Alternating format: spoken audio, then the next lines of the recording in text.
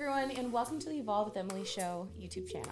The best way to support the show on this YouTube channel is to subscribe to the channel, like the video, leave a comment, and or share it with a friend. I hope that you guys enjoy this episode, and whichever way you choose to support the show, I just wanted to say from the bottom of my heart, thank you guys so much. I hope that today's message and episode brings some bit of positive change to your life. Hello, everyone, and welcome to the Evolve with Emily show. I am your host, Emily Hayden, and you are joining me for another episode of What's Up, Doc. We got Doc in the studio. So, Doc, what's up? I'm doing great, man. Happy to be here again. It is September 1st, and we just want to say happy, merry September 1st to Texas. Absolutely. We have Vinny in the studio with us today. If you guys are watching the YouTube video, Vinny, can you look at the camera and say hello to my little friends? He's going to lay down for a little bit. We have a pretty good show planned for you guys today. So we asked for your feedback and asked for some questions on Instagram, on the podcast Instagram, Evolve with Emily show, and then also on my personal Instagram. So if you guys ever want to be more a part of the show and feel like you're here and you're with us, submit your questions ahead of time. We're going to be doing some more episodes where all we do really is focus on the questions that you guys have and providing some good answers for you all. So the first thing that I want to dive into is just really serious. So kind of just prep your mind for this. And can I say one thing? Uh-huh. I was going to say, remember too, I always say this all the time. Look, if I say anything that helps you, keep it. If not, just throw it in the trash. So be open-minded for what I'm going to say. Same. Okay. This first one is a dad joke. Are you ready for these? Okay, I'm ready. Okay. I have not read through these, but I had Jess find some and send some to me. All right. What did the janitor say when he jumped out of the closet? Supplies. But I should have figured out which button on here. Oh wait. I found the laugh. That was good. That was perfect. Vinny wants down. Hold on. I'm going to put Vinny down, guys. Okay. These jokes are really fun. Dad's like, they suck. Get some new jokes. How does the moon cut his hair? Eclipse it. Okay. I asked my dog, what's 2 minus 2? He said nothing. That's stupid. What does a sprinter eat before a race? Nothing. They fast. I just had to fake that laugh. I felt like I should show that I know. Okay, these jokes are just really miserable, but they're kind of funny. Why don't eggs tell jokes? They'd crack each other up. Okay, we're done with the dad jokes. Those weren't that good. But I just feel like when you have your dad on your podcast, absolutely, you got to throw some dad jokes in there. Do you have any off the top of your head? No. Okay. Dad's just full of stories. He has all the stories. So, okay. We had some questions. We're going to start with this first one. It says, how should a man go about asking his girlfriend's dad for permission to propose? Advice if he's nervous and he thinks he will say no.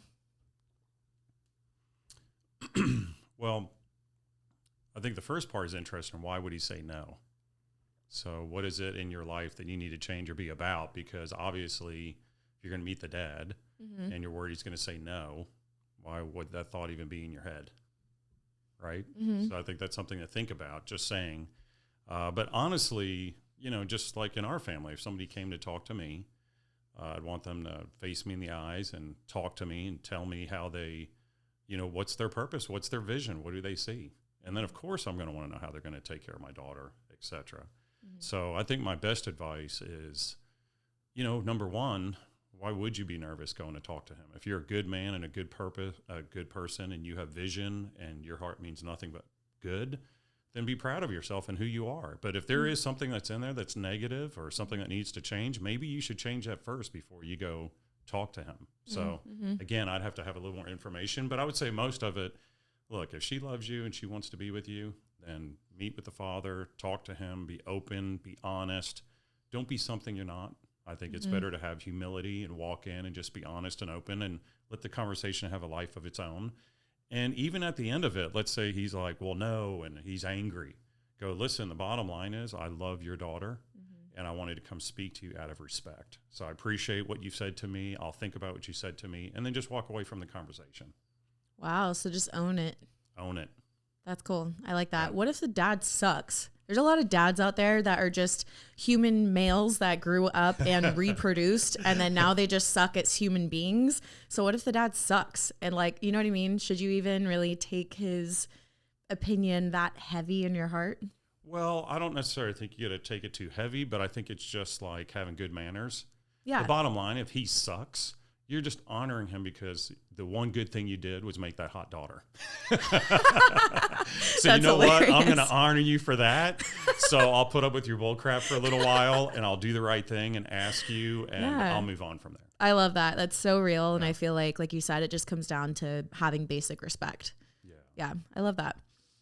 Keeping the spark after years of marriage. So especially in today's society, we see so many people that start out really great, and then years into their relationship, things kind of die down and they just say, oh, we just fell out of love with each other.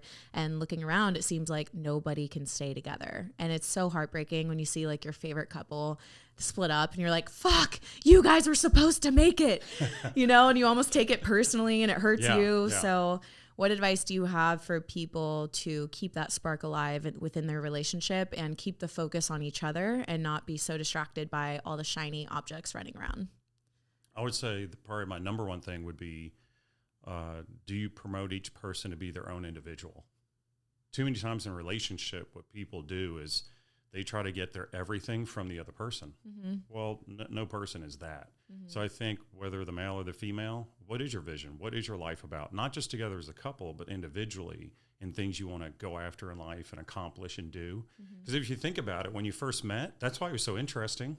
Right? You go out and you're like, what do you do? Well, I do this. Well, what do you do? I'm a butcher. Oh my God, that is so cool. You're a butcher. How does that go? Yeah. Like, you don't care. You just love the fact that, you know, they're into what they're doing. And so it's like that newness. That's kind of fun just to hear what they're about and what they're doing. Mm-hmm. So I think that's one of the key ingredients is just make sure you're promoting the individual to have their own life beyond kids, beyond your marriage. Like, what do you want to do? What do you want to be about? And so I think that's a very important part. And sex, let me just say this. In my opinion, when it comes to that, that's probably the number one thing that goes out of relationships. And that's a big sign that you're not connecting and people get lazy. Yeah. So like for me, I'm just throwing a number out there, but if you're not being intimate together at least 3 times a week, and I don't mean all those 3 times have to be these wonderful romantic whatever, Right. but, you know, maybe 2 quick ones you're connecting. The third one, maybe you're enjoying each other way more, We were right? officially talking about a quickie on my podcast with my dad. Fuck my life. Everybody does need one of those. Anyway. Oh God, I hope this continues. I'm kidding. This is great content for them. It is. Keep going. So the point is when people get to that when they're connecting this way, they don't know how to, like, what are we going to do to be different? And they get kind of boring and whatnot. But honestly, I think it's like let's really get down to it. So you go to get a massage by a professional. They massage you.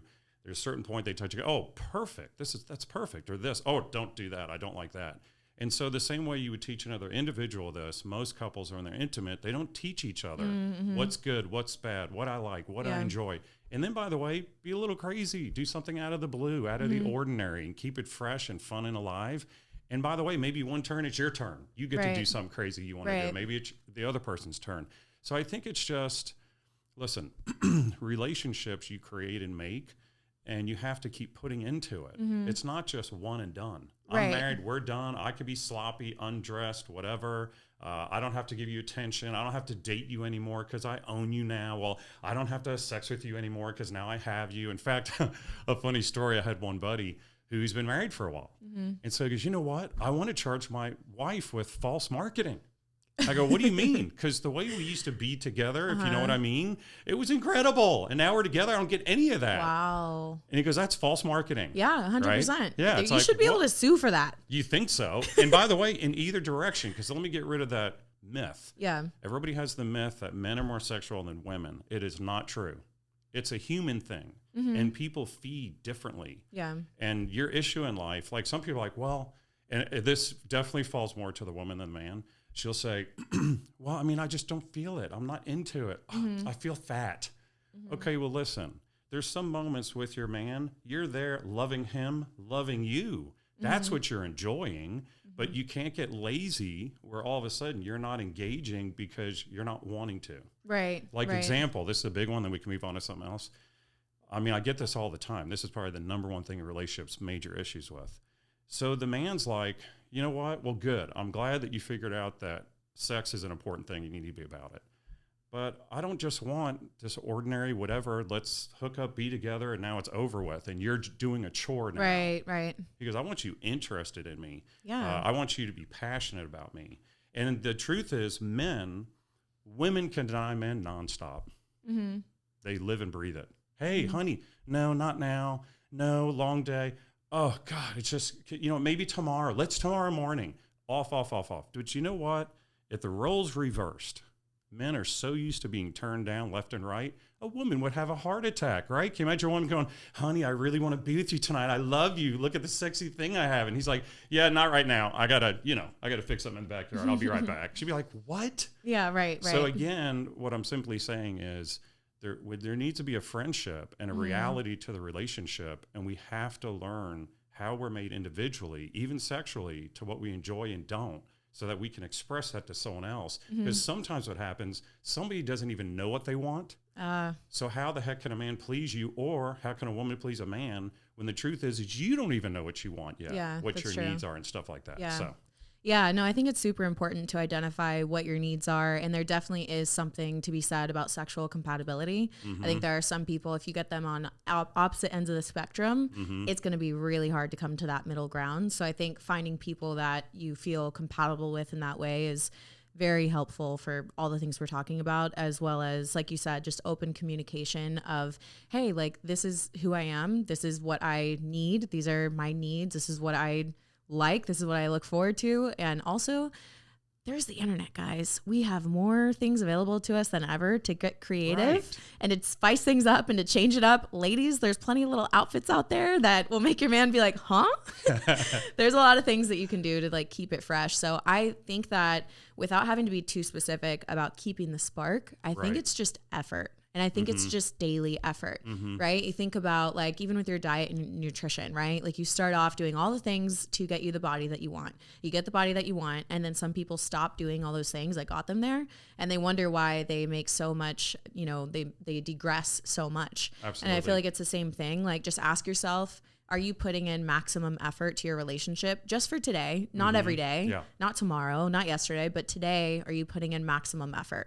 Are you being the partner that you would like to have, right? Like if you want a partner that is interested in you, that pursues you, that loves you, that gives you forgiveness, are you first doing those things for them? Because a lot of people think like, oh, I need to change my partner, or I need to fix them, or I need to do something different. And most of the time, I think the answer first starts with ourselves. Absolutely. And one thing I would add into that's a consistent relationship, if you want to keep the spark alive in all of it, and to some viewers it might sound odd, but the truth is every day spend time with Jesus with each other. If it's only for 5 minutes that you sit down, you pray together, read together, and start your day every day with that, you'd be surprised because there's something in your husband's heart that you're not going to hear unless he's praying for you, and vice versa. So that's a great way of going, this is our anchor, that we connect instead of just getting busy with the day. So I definitely think putting God first in your life in a real authentic way. I'm not talking about going to church, by the way. You can always do that. But every day behind the closed doors, spend time with God, with each other, that starts your day off. And then these other issues, by the way, God created sex. I don't want people to have a big issue about that. It needs to be addressed. It's a major issue that's out there that I would say the next one would be finances connect to sex. It's big stuff. And like you said finances are connected to sex? No, finances and sex are the biggest issues. Oh, okay. I was like, hold on, please explain. Well, I guess in some regard they might be. Yeah, true. But anyway. That's a different style of relationship. That's a different story. Interesting. Why do you think that putting God first helps you in your relationship? What's the difference that it makes? I think the big difference is God's the one who created relationships. So we're going back to the maker who literally created relationships and how they work. Why would you not want to go back to the manufacturer who started in the first place and have them as a quality trait in your life? If you have couples that are interested in starting that, maybe right now they don't have God first in their relationship, what's a practical thing you could tell them to start doing together first thing in the morning if all they have is 5 minutes together? Are we saying they're believers at all? Or they? Yeah. Yeah, like they believe in God, but they don't have a practice together, and they would like to start doing that. I think a quick prayer. Sit down together, hold each other's hands, and just pray, God, bless our day. Bless my husband's day. Whatever you have in your head, it's just praying is just talking to God. So it didn't have to be any direct thing, but I do think it's important. Pray for one another. So do you think it's important that each person prays, or is it okay if one person leads? No, it's totally, sometimes in that walk, somebody's in a different place than the other person. So maybe at first you're the only one praying. Okay. But then in time it grows, because we don't want to turn that into a fight. No. Like, hey, okay, I prayed. You go. Yeah, your turn. And then all of a sudden it goes from like, we're going to pray to Jesus to fuck you. Yeah. Who are you to tell me? You controlling, right? Yeah. I mean, you're like, oh, that went out the window. It can turn real quick. I mean, can you imagine the car trips that are in cars heading to church? What actually is going on before they get there? I can, because right? Hey, Johnny, sit down. Where's your damn shoe? You know what? When we get in there, you better just shut your little mouth and love Jesus. Flashbacks, please stop. Trauma's coming up. Right? I'm just saying, like, yeah, it's we got to get real. Okay, next question. How do you deal with people who believe that they are right? It's hard to communicate and hard to see each other's perspectives. So how do you deal with people? How do you, as a partner, like communicate with them when you're really trying to communicate, yet they just believe that they are so right that it's like, it's kind of like. Are we talking narcissistic? Yes, I think so. But it's kind of like when, let's say that you say something and I'm actually in agreement with it, but it really hurts my feelings. And so I'm responding in a way that's like, I'm feeling like, maybe it comes across like with an attitude, but all it is like hurt. And I'm like, no, you're not hearing me. Like, you're not listening to me. Right. So how do you communicate with somebody like that? That's just like on their fucking high horse. You know what I mean? Oh no, I definitely know what you mean. Do you know what I mean? I do. And the one thing that I use is when I talk, whether male or female, again, this is a human problem. It's not a male female problem. Everybody's built different. But for that person who knows they're right and you're wrong, what I like to tell them, I go, when I meet with them by themselves, I go, let me ask you a question. You know you're right, right? They're like, I mean, if we're being honest, she's a freaking idiot. You're smarter, more intelligent. Oh my God. And remember, this can go the other way to the female. Yeah. I'm smarter. I'm more intelligent. I have the degree. I'm making the money. Yeah. I said, so you got it, right? I said, just one thing. It's logically impossible and mathematically impossible for you to be right all the time. That would mean some of the times you think you're right, you're wrong. And literally, I'm not kidding, in their eyes, they're like, what? No, there's no way. And then I also like to say this to those people. You can be right and wrong at the same time. How?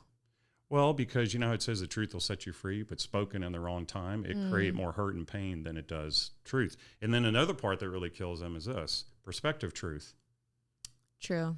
Right? Perspective truth is a real truth. Yeah, that's true. Right? So what happens is, I would say, let's someone's meeting with that person. First, I would say, you have to get past that, because if you stay in a relationship where one person is constantly right and you're wrong, that's called codependent.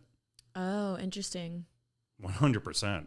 Because like I always say this, people go, well, I want peace. I want peace, peace, peace, peace. And I go, look, before you ever have peace, there's war. And I'm not saying everybody fight at home. What I am saying, if you're that kind person and you're being walked over and somebody's right and you're wrong, and they can prove it to you through PowerPoint and everything they're saying. And I've had some do it. I'm not even kidding. I had one guy told her, I would fire you if you worked for me. I'm like, that's okay. Amazing. That's really funny. Wow. That works real well. I would fire you if you worked for me. Wow. Oh, if I told you how many times I've heard that. Are you serious? And by the way, I've heard it from women too. I'm telling you, the people who Actually, I feel like I've felt that before. Actually, now that I think about it, I think it's kind of crazy, but this is what's hard for people to understand, especially in the current society we live in. You're thinking one way, you can be right for you, but somebody else can think opposite, and they can see it different and feel it different. And the issue in life is to meet in the middle and compromise. And one thing you cannot do, if I touch your hand, and you go, well, that hurts me. I cannot argue with you. I can only understand whatever I just did hurt you. If I love you and I care for you, my focus is that. It is not, instead of focusing, you just said I hurt you, and me changing what I'm doing, I can go, well, that's stupid. Why would that hurt you? Grow up. Don't be insecure. These are all these stupid terms that people do. But God's honest truth is, if you're in a loving relationship, Communication is understanding one another. It's not just speaking to each other. And everybody's so busy fighting to be in charge. Yeah. And we're supposed to work together as one. Like, let's talk about red and blue. This almost comes into the same thing as relationships. Everybody can think different, and you can be passionate what you believe and think, but at the end of the day, you have to come to the table and compromise and meet in the middle. Right. That is what life is all about. Yeah. If you want to be right, just go be by yourself. So true. It's Go be by actually yourself. really easy to Yeah. be right when you're alone. I know. I have to admit, I do argue with myself sometimes. Yeah, that's true. I can be pretty mean to myself, honestly. Try not to. Yeah, no. Do you feel what I'm saying? I do. So I think the person, I want to answer direct. So if you're with a always right, narcissistic person, your relationship is never going to move forward. Deal with that in your head. You're going to have to face this up, and you're going to have to sit down and have real conversations. And you can't be scared that by you speaking your truth and finding a way to compromise, if that ends the relationship, it's going to end anyway. You're just giving it way more months in time. And I'm a realist, meaning that just because a relationship might have potential, that's not what it is. Your relationship is what you're literally living with right now. Too many people are in relationships going, it's going to turn into something beautiful. It's going to become something. No, it's not. It is what it is right now. And what shows the potential in it are people's actions. What are their actions when you confront that person? Wonder if you say something that is totally outrageous. But still, what is their reaction? Yeah. Are they your friend? Will they sit down and hear you out, and you can talk back and forth and have a friendship? You know. So I think it's very important. Next question. My partner and I actually have great communication. We're willing to listen to each other and hear what each other actually means. And oftentimes what does this say? Oftentimes in conflict, sometimes we will be in agreement, but then the conversation continues and we end up being in an argument because we can't let it go. So I think what this is saying is like they communicate really well. They're actually in agreement, but then they can't let go of the topic. And then the topic continues and it spirals into a bomb. Yeah. Well, first, does that even make sense? If they were communicating so well and they're talking so well, there wouldn't even be a fight. Wow. Right? Yeah. So sometimes what you have is people who aren't telling the truth. Oh, okay. Because logically speaking, if they both agreed on it all and saw it all and had the conversation, they would just move on. Right? But they're not, because there's one individual that really believes something different. Oh, and that's why they can't let go. Interesting. Yeah. And some people, like, let me give you a real example. So a guy comes in a room. He looks at the water. The water's on his counter, big, beautiful home. He just built it. His wife comes in the room and says, hey, have you checked the water? Is it expired? And so he looks at it and looks at it. He goes, yeah, I don't think so. She goes, what's wrong? He goes, there's nothing wrong. He goes, no, I obviously looking at you. There's something wrong. I mean, nothing at all. And she goes, come on, man. I'm looking. She goes, will you get off my ass? I told you there's nothing wrong. You're just trying to create a problem and there's not one. So I've been in this situation so many times. This is what I said to him. I go, what were you thinking? He goes, what do you mean? When she asked you about the water and about the expiration date, what were you thinking?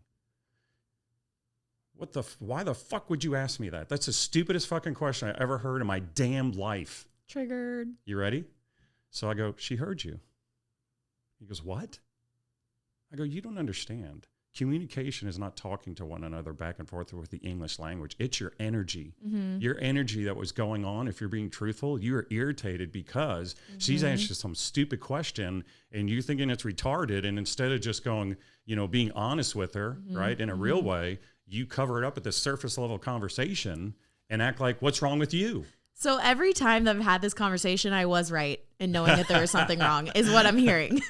Oh, let me say because this. I'm like, I'm sorry, I know the happy version of you, and this is not the happy version of you. This is the annoyed, and they're like, I'm not annoyed. I'm like, okay, what you ready? verbiage do you want me to use? No, now. God. Okay, now we're getting deep. Okay, Let's you ready go. for this one? We're going with this one.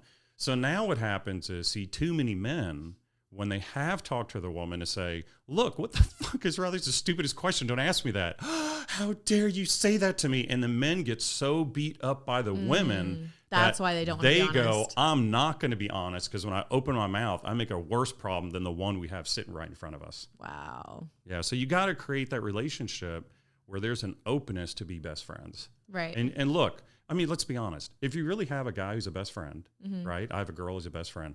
What can you not say to them? You would actually everything. go, dude, you're fucking retarded. 100%. Expression, right? Who told you water goes bad? 100%. Right? That's exactly what I was thinking when you said that. I was like, this is going to come And up. then what's really funny about it too, because, you know, a lot of us Haynes, we think we're right all the time too. So then we're like, does it go bad? LOL. You almost got to check. You're like, wait, 100%. I might need to look into that. You don't want to be wrong. Yeah, it could be. Anyway, but so what I've learned is that most people all the time, they are talking, but they're actually not really sharing what is really inside of them down deep.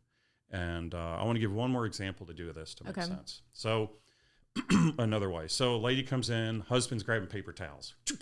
He's just grabbing these paper towels one after another. God. She goes, honey, quit taking so many paper towels. So all of a sudden he's like, what the man, he's telling me this. He looks at, and in his head, he's thinking, he tells me this. He goes, God, fuck you. I'm a fucking multi-millionaire. Oh my God. If I'm God. going to rip all the fucking paper towels off that wall and throw them at the wall, in fact, I'll go to other Sam's Clubs or some other club and I'm going to bring them in and start burning them outside. I'm not kidding. He said that. He goes, that's up to me. I get it. Quit fucking controlling me. I get it. I would feel Are you the ready? same. Now you can laugh about this. Does he say that to her? No. What does he say? Of course he doesn't. He says nothing. Wow. So now what he's doing is building up resentment. Yeah. Now, you ready for this? This is happening all the time. Little things all the time. It's building up, building up, building up. So then what does he do? Nuclear explosion, has a fucking meltdown over like an issue. And she's sitting there going, what is wrong with you? Yeah. Well, but see, it's been hundreds of times. Hundreds of times. Now, you ready for this one? See, a lot of people go, ooh, bad hurt. No. You need to open your mouth. He needs to have the kahunas to open his mouth and say, hey, honey, I love you, but when you're speaking to me and tell me paper towels, you come across so controlling, like you're controlling me, makes me infurious. Like, you got to pick another tick because that's sending me off my rocker. See, it's unfair for him not to say anything at all. And then he loses it. She's like, what's wrong? Because you've allowed her to speak to you this way forever. How the hell does she know how to speak to you if you're not willing to teach her what you like and don't like? What are your triggers and not your triggers? And this is a conversation nobody's having. That's so true. And it's happening in both directions. Because trust me, it's a human problem.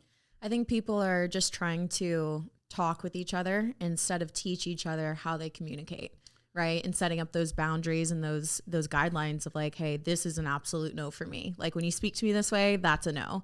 Or you know how like in arguments, things will come up out of emotion, right? Yeah. Being able to say that's something you can never bring up in an argument again. Right. And having that like that trust and that loyalty to say, okay, I will, that's a boundary. And by the way, explain it. Don't just stop like you're saying, here's a boundary. Right. It's a boundary because in my past life, this occurred and that happened. When you say that, I'm fucking freaking, man. Like, pick another tick. Don't go there. Right. So in fact, I have a real story about myself.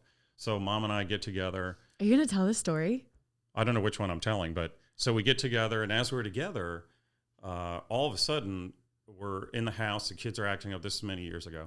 She looks over, and she goes, shh, shh. Oh, God. I'm like, don't shush me. She's like, what? I go, oh, yeah. Don't shush me ever. Like, you got to do something else. I don't like that at all. So I explained to her why, because of my past when it occurred and happened. Well, you know, this is something that's gone on a long time. That's her habit of doing that, right? So all of a sudden, a couple of minutes later, like just out of the blue, she goes, shh, and she looks at me and starts weeping and goes outside.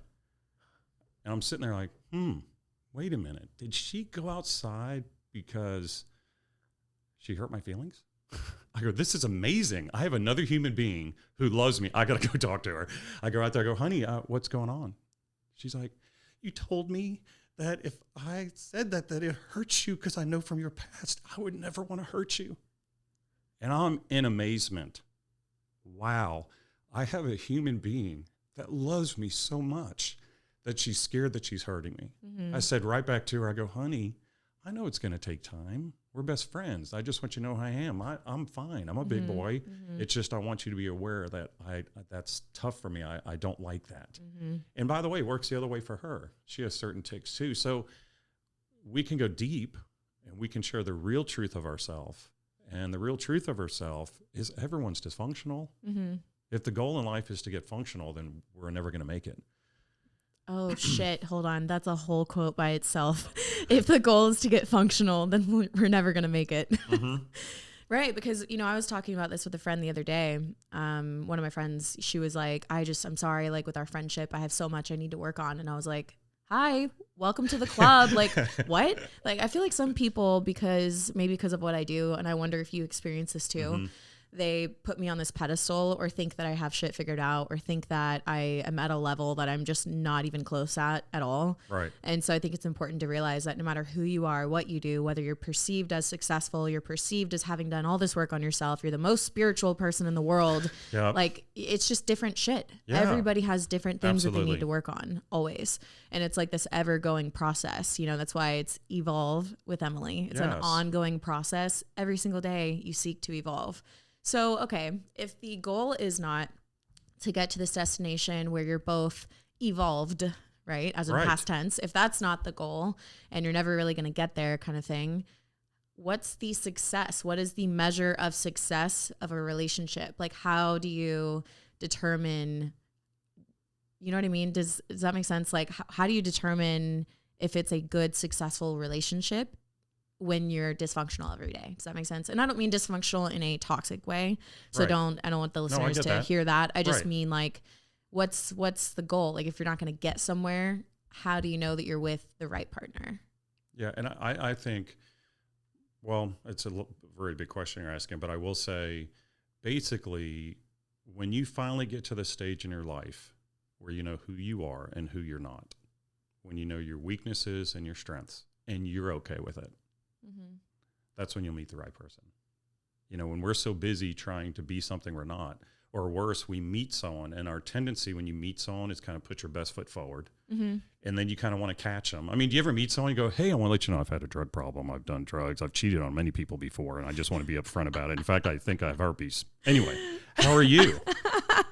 Right? No one does that. Oh, my God. No, what's a speech? Hey, what's going on? Oh, man, yeah, let me tell you what I got going on. I got these 5-6 projects happening. Oh, let me tell you my vision, where I'm going, blah, blah, blah. So the trouble in life, and it happens in all circles, we have this thing of putting this image forward as if we have it all going on. Mm-hmm. The trouble is I've seen 50,000 people or more by this point. I've never met anyone has it going on. Mm-hmm. And the word evolved, yes, we're evolving Mm-hmm. until the day we die and see Jesus. So we're never going to stop growing. So I think it's, one, have a partner where, let's say you two are being your true self. Mm-hmm. And we've talked about this before. You could be your true self, and then you think you're talking to that person, and they're being their true self, and they're not. Yeah, no So, kidding. and that takes time and energy and to get to know each other. Mm-hmm. That's why the issue about sex, everyone talks about having sex or not, and we won't go crazy about that. But one of the issues, if you have sex too soon, you can't fully see them for who they are because you're connecting at such a deep level where you can sexually connect to someone. It's awesome. But then when you get up, you're like, what? You don't know how to pay a bill? Yeah. What? You don't believe in working. You have a higher call. Okay. Wow. What else is going on with you? Right. Or you eventually get in a situation and someone cuts them off in traffic, or you're somewhere eating and how they treat a waiter or how they start talking about their parents. You're like, oh, wait a minute. The trouble is when you connect sexually, you do not listen to the red flags. Yeah. Because you're already connecting, you're being fed by them. And so you start ignoring that stuff. So again, if you pull back a little bit, if you're being your true self and you take time to get to know them and be in situations with them where their actions show who they are. And in my case, I would say you have those deep soul conversations, but on top of that has to be, let's see it happen in real life. Yeah. What is and I'm not saying not screw up, right? Some guy or girl could screw up in a situation, and the issue, that's where you get to see the most, right? Because the issue isn't screwing up. The issue is, what do you do when you screw up? Now, that will tell you a lot about a person fast, because there's no perfect people, Yeah. but you want to see what occurs in that situation. So, and I think there's no perfect relationships. If you're getting your all from another person, that's part of the problem. I always like to say, you got to have cake. Another person is the icing, but they cannot be everything. Yeah, no kidding. So I agree with what you're saying too. I think it's important to look at the fruit of their life, like what you're saying, right? Like see them in different scenarios. How do they treat the waitress? How do they treat their family? How do they talk about people who've done them wrong? You cannot train a course and put people through courses to figure out who they are, right? I could. I know you could. I know your today. brain. You could. You'd be like 1 month course. We're going to put you in different circumstances. 100%. We're going to videotape your reaction. Do you think my dates are just random? No, they are calculated. I'm kidding, kind of. Okay, so I actually wanted to hit on something that you were talking about, though. We were saying, look at the fruit of their life, right? Look at them in different situations. If you have sex too soon, you can't see the red flags. But then it's like, you know, the hard question, which I don't even know if there's an answer to, but it's like, okay, well, when's the right time to be able to have sex with them then? Because it's like, I know, you know, if you sit here and you're like, okay, I'm not going to have sex with you, right? And then they just work to earn it. Right. And then they earn it, and then they act completely differently, and you're like, okay, probably should have just done that in the first, you know what I mean? Right. To be able to see who you actually are. Because at least when I left this relationship, I got something. Right, because I think men do that, right? Like they're like, oh, if I can't get that, then I'm going to do whatever I need to do to get that. And then when I do get that. No, that's a good point. And I think there's like no right answer is what I'm getting at, I think. There is not. I think if there's a right answer is you have to trust your gut, try your connection. Don't be a hoe. Don't be a man whore. You can if you want. I mean, you can if you want, but it's not successful for a good relationship. But I would say, but the real issue is, you know, only you can answer that question for yourself. There is no, let me make this point. Everybody tries to go, what is the perfect way of creating something to find the perfect relationship? Now, here's the truth. There is no such thing. Relationship is risk, 100%. And even if you did do all these things and could come up with something, which trust me, your viewers will start feeding back to you like, oh, I waited till I was married. By the way, most people don't. You know, the whole Christian card, don't have sex before you're married, which I appreciate. If that's what you believe in your conviction, do it. You got to be your own person. What's your opinion on that? Well, my personal opinion about that is, yeah, I can see the benefits why wait till marriage. I don't think sexuality has to be learned. That's one of the easiest thing in a relationship. If you have two open people, like you said, there's books, videotapes, we could take classes. Trust me, it's like learning how to do a massage. If you're willing to learn, you can freaking learn anything, okay? So that part, I'm not big on, like, how do you connect or know someone? That's easy. I think there's bigger issues in a relationship. Now, with that said, no, most people, when they start hanging out together, give them enough time together, it's just a natural progression. It moves into it. And is it to say everybody who's waited for marriage, that they have this blessed marriage? No. That they're like better than... Well, that's even taught. But the truth is, you're divorced just as much as somebody in the world. Wow. So we can't say, because we're trying to go, ooh, if you do it this way, that you save yourself from the risk. And God will do blah, blah, blah, blah, blah, blah, blah. Right. I feel like there's all this shame in the Christian community for having sex before marriage, right? And not just shame, but then on the other side of things, it's like you're praised like a god, like if you actually wait. Right. When it's like there's so many things in people's lives that occurred and happened at young ages or life experience or whatever that didn't even really give them that option. Yes. You know? And so it's like, I hate that there's this stigma in the Christian world and religious world in general. Have you ever noticed the very people that tell you should wait and all of that from a religious standpoint because of God, that they are all man whores and female whores? Are they? Yeah, most of them who say it's because they lived the lifestyle, and that's why my life was so bad. It wasn't so good. Everything with God is let's put it in a little box, and it's gonna create this beautiful whatever. Again, you know, people have to make their own decision. And like I said, my own 2 cents about it, I can see why God says to wait. I can, in my sense, in many ways. I was going to say, I can see that as well. And like, if there are listeners listening that have chosen to do that for themselves, it's fucking amazing. And like, I applaud you. Go for it. Like, of course. You know, like that's awesome. I support that. And if there are people that don't, I also support that. Like, of course. I just think they have to make their own choice. But if you think about it, most people are waiting because they believe that if I wait, then this will give me the perfect relationship. But it just doesn't work that way. But again, I think every individual has to be led by God and how they're thinking and feeling and moving to what they want to be about. And you got to ask yourself this: if the plan you have picked, is it successful? Has it moved you to a better place? And I don't think I've ever talked to anyone who said, you know, I benefited from the 10 sexual relationships I had. And I had one lady goes, no, I don't think you should wait for marriage. I mean, I think you could have sex before. I said, oh, okay. You mean like Bobby, who you're with? oh, that motherfucker, he told everybody I blew him and did this and that was false. I go, well, what about Kevin when you're in college? Well, oh my God, Kevin, man, he was such an abuse. And so I said, what happens is, you keep having one relationship after another one, and you keep connecting yourself. Because if we're going to be real about it, in the Bible, there's no such thing as a marriage ceremony. You lay with someone, you're married. That's the way it was back then. That's the way it has always been. We're the ones who came up with the ceremony.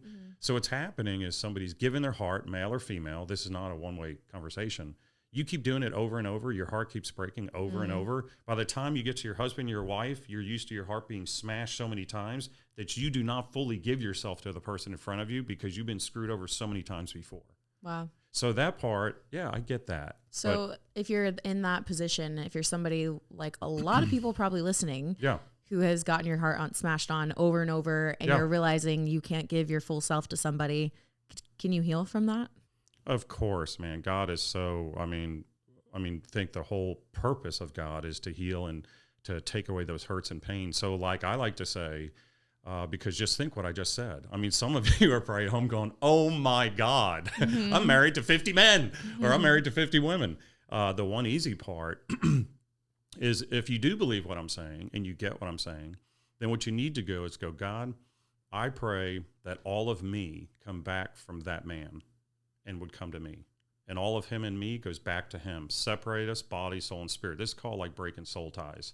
I want those ties broken off of me. I want to be full again and not fragmented. And in fact, I had a buddy who did this.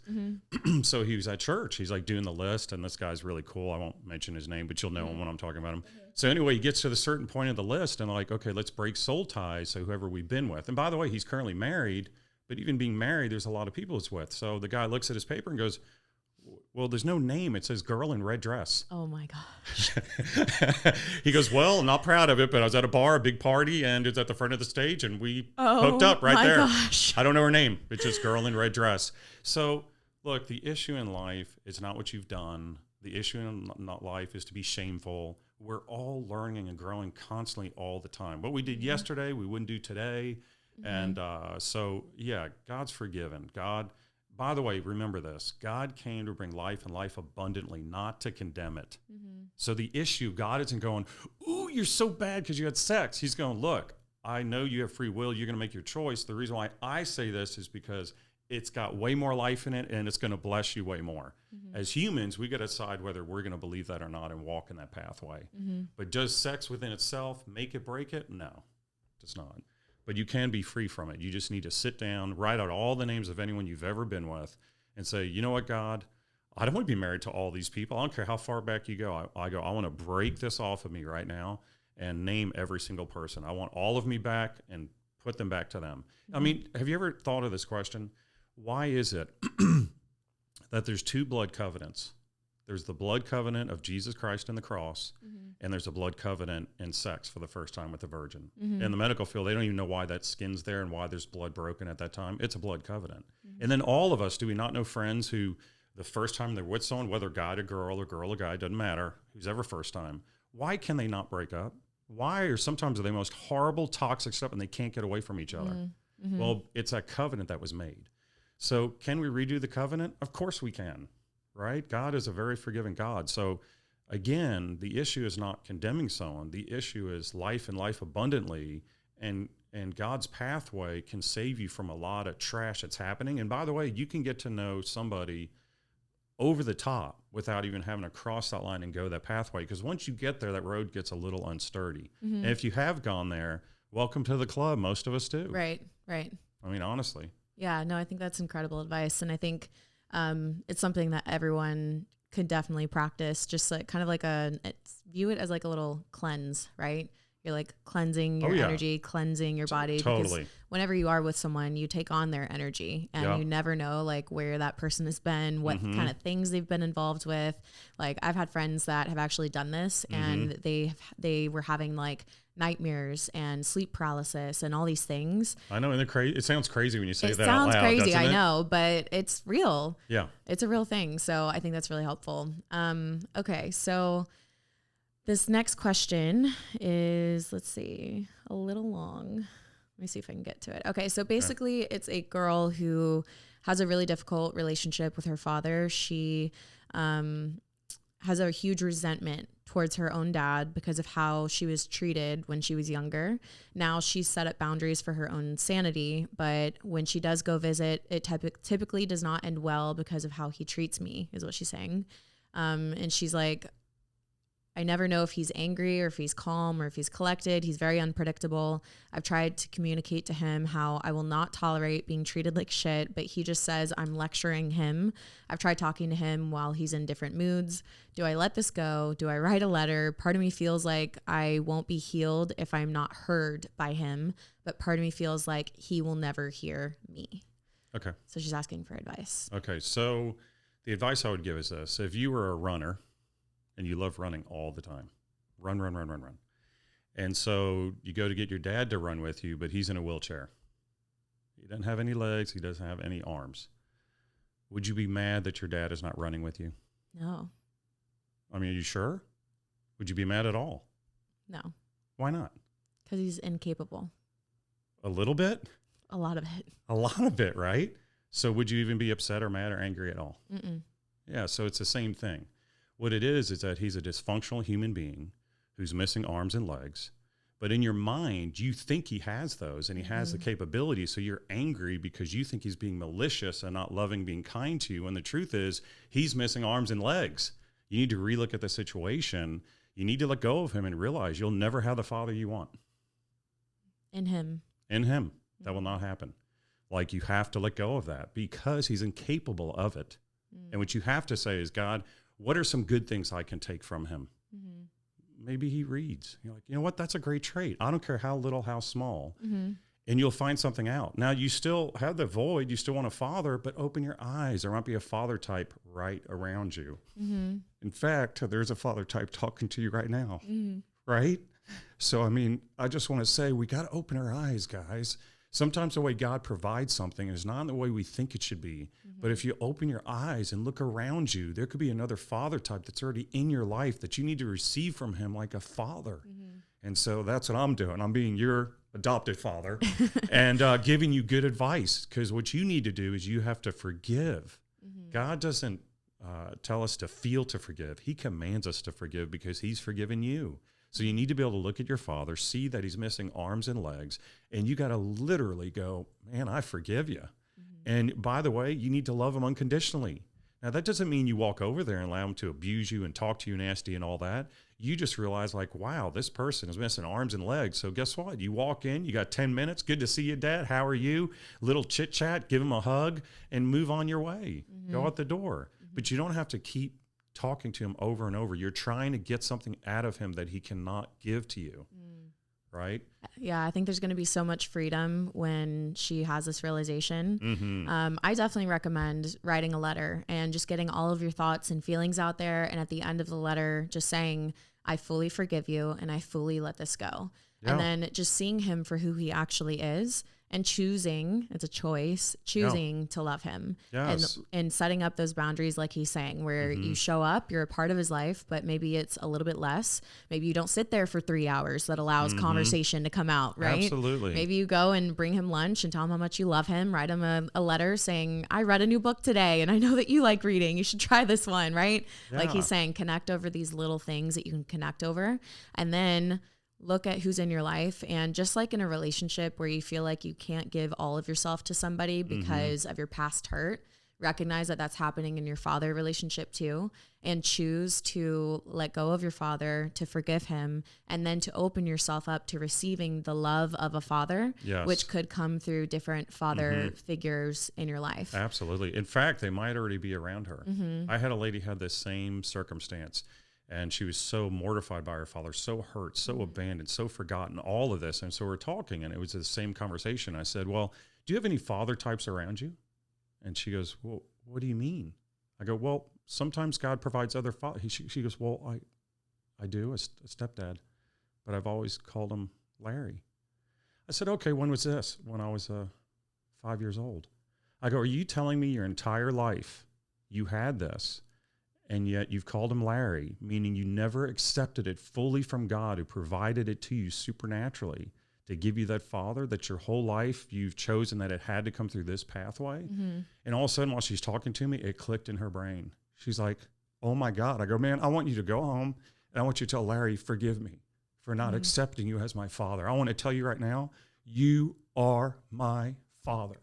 And this girl went from years of therapy, I'm not even kidding, to I had one session with her and her whole life was free from that point. Wow. And I didn't do anything, but I helped her to open her eyes to see that she actually already had a father her entire life sitting right there. That's wild. Because what makes a father and mother is not biology, it's actions. And that father, he was there at every game, every place, every event, everything. It was really pretty incredible. Wow. Oh, I can't even imagine that counseling session. Oh man, it was good. This next question, how to help a grieving parent. And they didn't really give any details, but I imagine this parent is experiencing some sort of loss. So how to help a grieving parent? Well, I that's a good question, but I would say, it all depends how long the grieving's going on for. Really? Right? Okay. Yeah, it really does. There's an appropriate time to grieve, and then there's too far, right? So if somebody's grieving for 3 months, it's like a recent death, it's 3 months, 6 months, maybe even a year, that's fine. Okay. But if you're talking years later, they're what I call stuck in a groove. So, and what happens, we're from Texas, so Texas weather. Clearly. Texas weather, by the way, man, it can rain, it can get cold, it can get hot, it can do all that in one day. And so what it is that there's a proper season to mourn, but then you have to let go. And so I would say, it's a great scripture. It talks about there's a time and season for everything under the sun. And if they read through that, they'll realize that's what life is. So death is part of life. Nobody likes it. None of us like that aspect of it. But it is part. And the other part is they got to be able to let go. So I would say, it's not a quick answer for you, but be supportive, be there. Be loving, be kind, don't fix them. And it's something they have to walk through, and it's something they have to figure out. Yeah. I had a friend once who she said that her and her partner have this deal together. And it's when they are either in a funk or maybe they're grieving something or whatever it is. And I think it actually was a loss of a parent, like something really, really big. And she was really broken by it. And he came to her at a certain point and he was like, I love you, but I need to know how much longer you need to grieve. And she gave him an exact time. I think it was like, I need 3 months. Good. He was like, okay, 3 months. And then 3 months goes by, she does her thing. And at the end of 3 months, she said that she logically, just everything was able to be like, okay, I've done that. And now I've got to continue living my life. And I thought that was really cool. They have such an open relationship where he's like, just tell me whatever you need, Absolutely. But it does need to end. No, and I think that was his point. I like that too. And sometimes, don't ask me why this works. This is like something I've learned over the years. It doesn't make sense to me. I just know it works. And so I will have a lot of people, if somebody's passed, that they had unresolved issues they needed to resolve with them. And so I'll have them write out a big letter, and I'll have them literally, if there is a gravesite, go to a gravesite and read the letter to this person to have a point of contact. Yeah. And then release it and then burn the letter. By the way, not at the gravesite. Take it home. Yeah. Not appropriate. So yeah, not appropriate. But, and for something about burning the letter, it's letting it go. And remember, forgiveness is really more for you than the other person. When you forgive a person, you're detaching yourself from the negativity and the stuff that they have. So believe it or not, forgiveness is really more for you than them. This next question, it's a pretty big question. It says, talk about how it is raising kids to know that God is real and healing and powerful. Trying to instill that in my children, but knowing that they have to go on their own real journey in order to find him and build that relationship with him. So I guess just advice, because this person really they want their children to know that God is real, but they also want to allow them to go on their own journey. But that scares them, the thought of their kids going on their own journey, because they're like, well, what if they choose to be a Satanist instead? Yeah, I think one part that's good is God makes a promise that if you raise your kids in his ways, that they will come back to him. They will not depart. That doesn't mean they won't go astray. Doesn't mean they won't take off for some years. So I think while they're growing up and they're younger, yes, you can impart the character traits and all this stuff and share. Make sure, by the way, that your actions are greater than your words. Oof, that's so true. Because a lot of parents, you expect your kids to act a way that you're not, right? So and the thing about Jesus is an action, not a word we use. So I would say for most parents, shut up. I'm a parent. I parented for a long time. I say this in love. Shut up and show the actions of Jesus to your children. Wow. And besides sharing other things about him. Mm-hmm. And remember this too, parents. Every parent is so fearful about their kid. Look, if we had an eagle, and what do you call a baby eagle? Do you know? I have no All idea. right, somebody else will tell us, I'm Little sure. baby eagle. That's what I call Is it. Eaglet? Little No, baby I don't know. eaglet. I like that word. I Baby don't know. eaglet. We'll just make it up. I don't know. That sounds good. Anyway, if you had that, you as a parent, you wouldn't be in fear like going, man, I mean, it's got to be an eagle one day. And if I don't teach it and train it and help it. Dad, it is called an eaglet. I just Googled it. You know what? It's so weird. I got so much random information How did in my you know head. that? I What? don't know. I literally thought that was a made up word. Damn I it. know. I'm sorry. You were on a roll, but that was way too funny. It's you know what? There's sometimes I don't even know. The other night, Mom and I were watching something. Yeah. And sure enough, we something happened, and I told her this is what it is or something, and she was laughing. She goes, "Honey, no, it's not." And we did the check it. She's like, "It is it. How'd you know that?" I go, "I don't even know. I don't know how I know that." So much random information in your brain after all. By the these way, years. you guys always made fun of me growing up that I have know. random information, and I now all of know. you do it. Do we? You do it. We do it? Do I do it? You have tons of random information. Do I? Fuck. Yeah, you do. Anyway, but to flip back, so here's parents who are so worried about their kids growing up and what they'll become and do. And man, I mean, we got to train and teach them. Mm-hmm. Look, do you have to train and teach an eagle how to be an eagle? No. Why not? It knows inside and it How figures it out. How does it know? Because it's what it was created to be. Okay, listen. Your thumbprint is proof of original design. Your kids are created to be something already. It's going to come to pass. Like, you got to get off the training thought process. Love them 75% of the time. Train them 25. Switch it. Wow. I was going to say, I bet that balance is not the same in people's lives. Like I can only imagine people training 75% and loving 25%. I did that. Just don't tell her. Yes, yeah, that's right. I know that. I experienced that, but I learned the hard way. Here's the thing, not to like brag on myself or anything, but I'm kind of awesome. So something worked. No, I'm kidding. But on the real, I go to this event, right? And I'm surrounded around some of the most badass individuals literally in the world, right? Like Navy SEALs and Rangers and Special Forces and people that are just at the top of their game. And it's like we're the same person. And here I am, I'm like this girl, I don't know, I look like this fitness girl, right? Like on the outside, I just look like this pretty fitness girl, successful, whatever. But yet I really identify with these people that have killed hundreds of people in war, right? Right. And done these insane missions. And I'm like, how do our characters align so much? And I asked you this question after I came home. I was like, Dad, why do I feel like I align so heavily with these like military, like super badass individuals? Like, how does that happen when you weren't even in the military? Right. And I would just say it's from teaching character traits. They have character traits that are unmovable. Mm-hmm. It doesn't stop, right? Leave no man behind. Mm-hmm, right. I mean, they don't just say that. Yeah. I mean, well, apparently our government doesn't believe in that at the current moment in time with this administration, which it'll change. We don't have to go into, but yeah, it will change. So, but I definitely think, and the other part for me, I do special forces in the kingdom of God. Mm. So believe me, there's a lot of church people I know, they want nothing to do with me because I'm in special ops. They rather go to church, clap their hands, sing a praise and worship song, and go home. Right. Here I am staying up saying some pretty interesting stuff that they don't want to hear. Mm. Like, just think of this. Everybody has this thought about Jesus, but how does God's will get done on the earth? Through people. Mm-hmm. It doesn't just happen. Yeah. And people always try to say, well, if it's God's will, it'll happen. Well, let's think that out for a second. So the greatest thing God would ever want to happen would be what? Salvation. Absolutely. That's his will, right? Mm-hmm. Are you sure that's his will? Yeah. Confident? Yes. 110%? Yes. So does that happen? Yeah. Everybody's going to get saved? Oh, no. So that shows we have a part to play. Even though it's his will that all get saved and his desire, we have an action to say, yes, come in my life and do this. Well, I have news for you. There's so many other things in the Word of God that we have to have an action. We cannot take this passive approach as if, well, you get what I'm saying? Like a lot of people are like, oh, well, God's will happen. And you just sit on your couch with your hands in your lap. Right. God's will happen. I have news for you. When our men and women get up, that is God's will. It's his justice.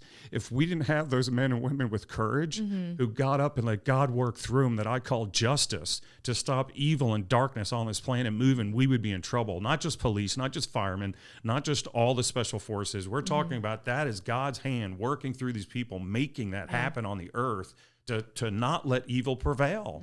And so that's what you're seeing right now in our world, that it's time for good people to stand up and have courage and let the action of God work through them. And there's no higher honor than these men and women dedicating their lives to that purpose. 100%. They're going to be blessed beyond belief in heaven. By the way, even the ones who don't even know him but believe in him, he believes in you. Wow. He's talented, trained you, and did that. I mean, you got to remember in Revelation 19:11, which kind of matches my 1911 firearm, Jesus is coming back to make war. Not peace. Yeah. He's got fire in his eyes, a scepter in his hand. He's strong and mighty. And he goes, I'm ready to make war. War for what?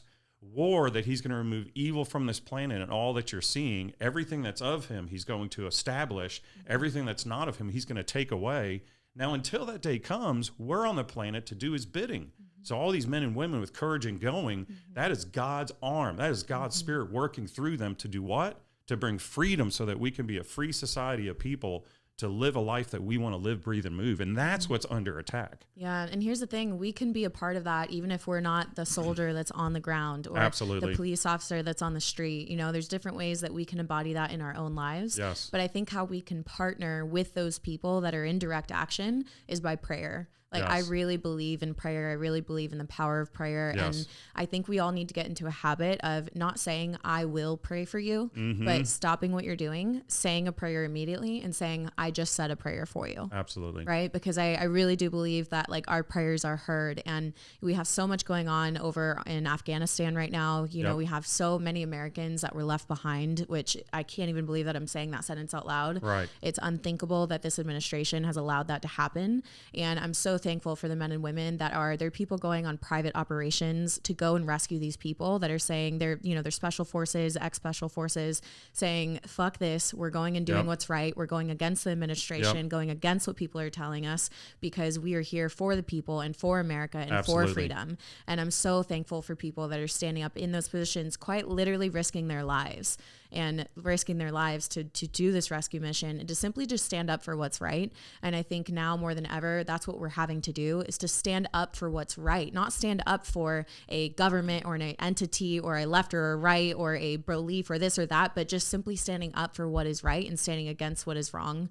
And I think we're seeing more evil than ever. And all these things are being exposed, though, because when you bring it to the light, darkness cannot exist. Absolutely. And so I don't even get, it is difficult to deal with, but when we see all these things happening and we think, oh, bad, it's actually, you have to reveal certain things in order for new things to come in, right? So I think that's what we're seeing right now, is just a lot of evil being revealed, and it's difficult to deal with, mentally, emotionally, spiritually, as a community, as America, as the United States. Like, it's difficult what we're dealing with.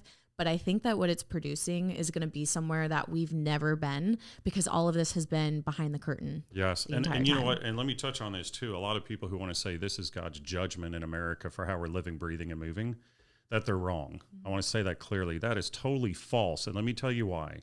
The reason why I can say that's false 100% is because Jesus went to the cross and died for everything. He became justification between man and God for eternity. That's done with. God is not judging us. He's not condemning our society and all that, because it's the enemy's plan with his energy to convince even believers to think, oh, I'm going to accept this, like what? The will of God? Well, the will of God is the word of God, and you guys don't know that. You're going to Old Testament talking about how God judged and did this, and that's true. In fact, some of you pick on Job. Well, Job in the Bible, God allowed Satan. Okay, well, keep reading. Jesus showed up. He defeated Satan, hell, and the grave completely. Fully justified us, man and God together. So trust me, that is not the case. One day judgment will come. It is not now. And when that judgment comes, it'll be Jesus who's going to show up, right?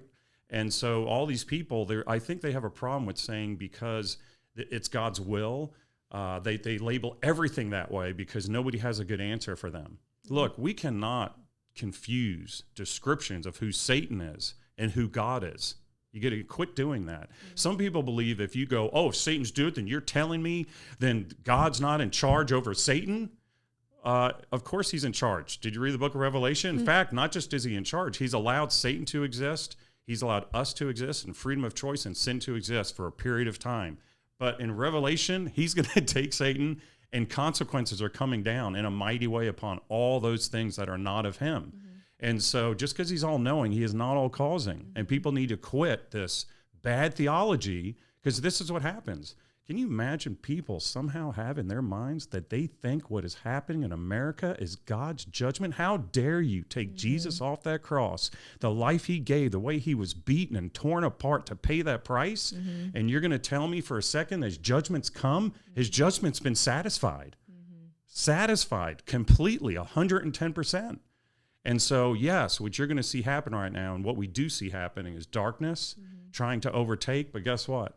Man, that light's getting greater. And I have news for you, everyone out there. Man, don't sweat what is going on.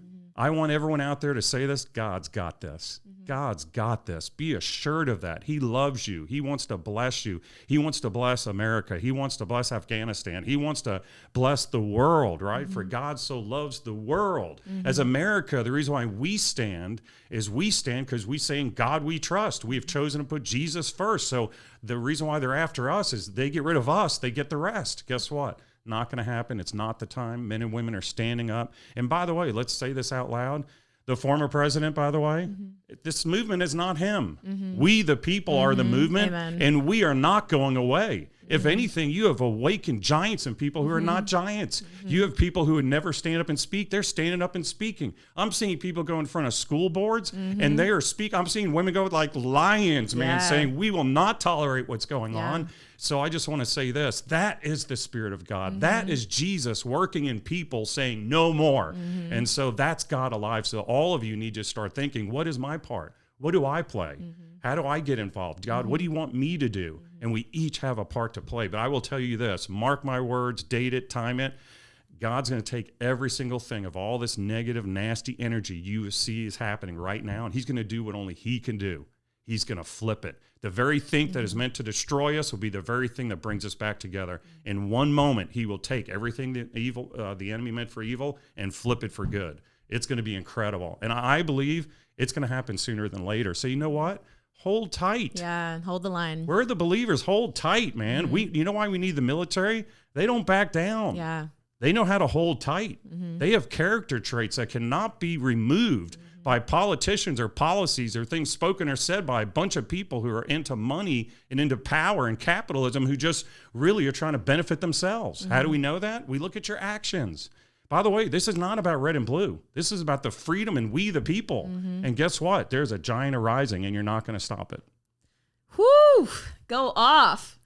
There was this, I think it was a Marine actually, who recently wrote in his resignation letter. And at the end of it, he gave his reason for why he's resigning. And he said, I can no longer trust in your leadership.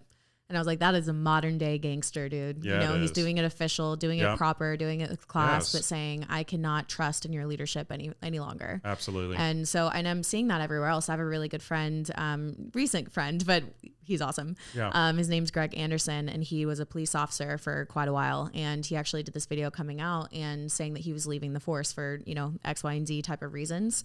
And so I'm loving seeing these people that are willing. I mean, they, you know, have dedicated their whole lives to these things, whether it's the military or it's the police or it's a nurse or it's a doctor that's standing against what they don't believe in, to say, this is who I am and I'm going to stand firm in this. And I'm confident in that. I think there's a lot of people that are scared to speak out, and they're scared to express their opinion or their belief because they're scared of the repercussions of what's going to happen.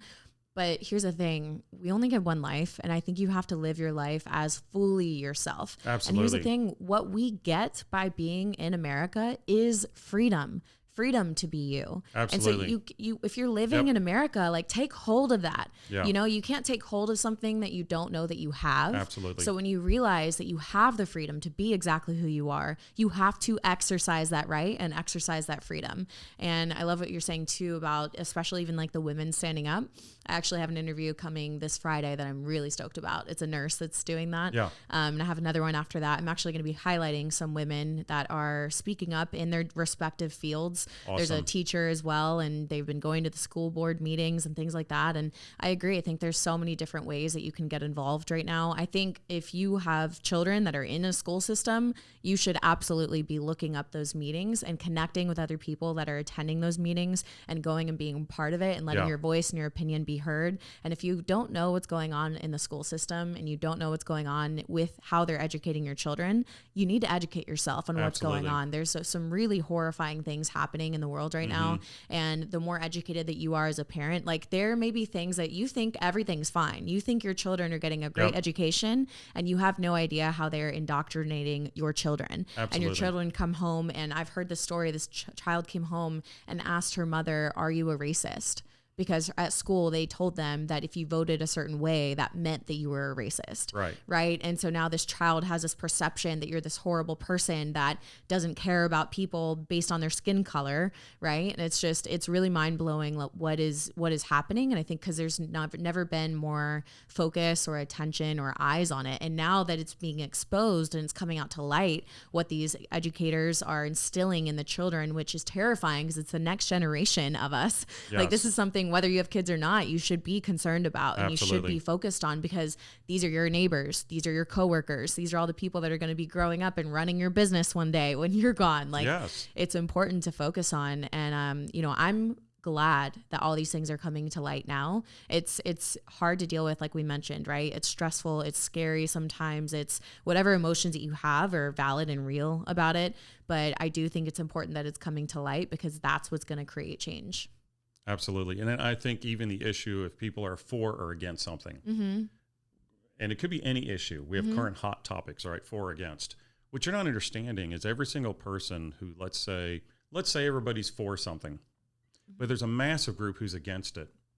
You guys have to understand that they're against it is fighting for your rights. See, right now, the issue maybe you believe for and you're against. But what are you going to do when you give a government that much power to make you think one way? Because right now it's in your favor, right? Because it's what you believe to think. But what are you going to do when it switches? So the issue at hand is freedom. You guys should be going, thank God. Look, what makes America great is that we think different. Yeah. How can you think, by the way, anyone, I don't care where you are, by the way, be in a church, be in a place, anytime anybody says, this is how every single person has to think, that's dangerous. You know what's funny? I think that I see the most hypocrisy in this of what we're talking about in religious people. Well, sure. Because I think there are certain issues that they stand so firm on that everybody has to do what they believe in. Absolutely. Even though other people have no religious affiliation at all, and they think that they should be able to tell other people what to do. When in reality, it's like, if you believe that, exercise that belief in your freedom of choice. Right. But I don't believe that everybody should be forced to do one thing. Absolutely. You know what I mean? I had someone the other day, he taught me, he goes, man, you're, an older grown man. How can you believe in that fantasy about Jesus?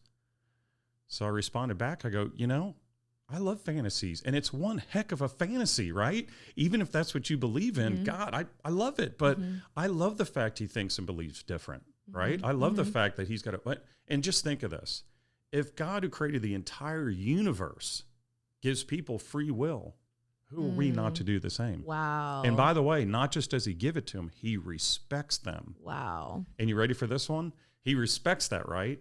So who are we not to respect everybody's free will? And this is what's funny. Some people think when you say that, oh, you just agree with, no, I don't.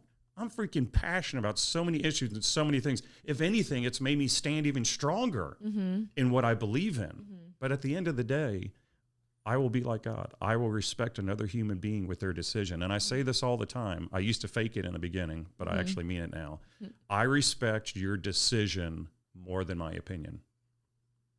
And we need to come together as America to realize, promote to think different, promote not to agree, promote we're on opposite sides, and be passionate on each side, man. Scream it, yell it, cry it, but at the end of the day, give each other a hug because we're the human race. Yeah. I mean, if people don't start seeing that we're human beings, it's okay to think and believe different, and we got to come together as one. That's where we're dangerous as citizens, when we come together as one. We're letting such a small percentage of people get in our lives, whether red or blue, to tell us how to think, feel, and move. Yeah. What are you kidding me? We, the people, are going to take charge. And you watch this. Forget Trump. Just forget him. I could tell you right now, this is not going away. This is going to grow bigger and bigger. We're going to come together as a human race like we never have before.